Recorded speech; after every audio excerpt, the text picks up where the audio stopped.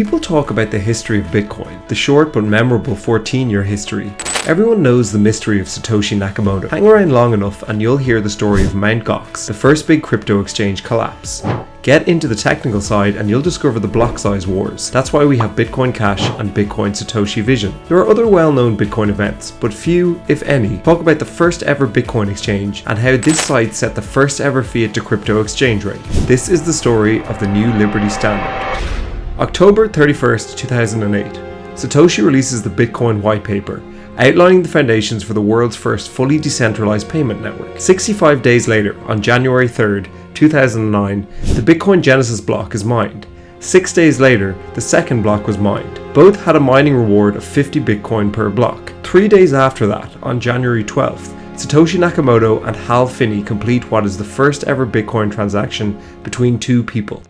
Then, by today's standards, not a whole lot happened. Word began to spread about this new technology. Tech fanatics, also known as nerds, started mining using laptops and PCs, marveling at this exciting innovation. The blockchain was validated and verified one block every 10 minutes. But Bitcoin existed in an online vacuum. It could be mined on basic devices and traded between users. That was until October 5th, 2009. A Bitcoin buying and selling service, what we might today call an exchange, was launched. It was named the New Liberty Standard, a nod to the freedom characteristics of Bitcoin itself. New Liberty Standard did not operate the way exchanges operate today. You didn't make an account, transfer your Bitcoin, and sell to a global market of traders and investors. In fact, the payments were processed through PayPal.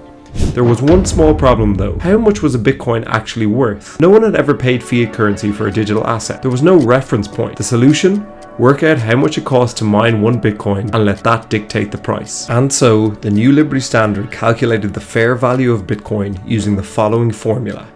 Divide $1 by the average amount of electricity consumed by a computer running for a whole year, which was 1,331 kilowatts per hour. Multiply this by the average residential cost of energy in the United States for the previous year, which was 11 cents. Divide this by 12 months, divide this by the amount of Bitcoin generated by a computer in the last 30 days, and the result you get is 1 Bitcoin equals 0.0009 cents. As PayPal had a minimum transaction value of $1, the New Liberty Standard set the first ever fiat to crypto exchange rate at $1 equals 1,309.03 Bitcoin. The site was surely flooded with thousands of global users scrambling to convert their measly fiat into precious Bitcoin. Well, not quite.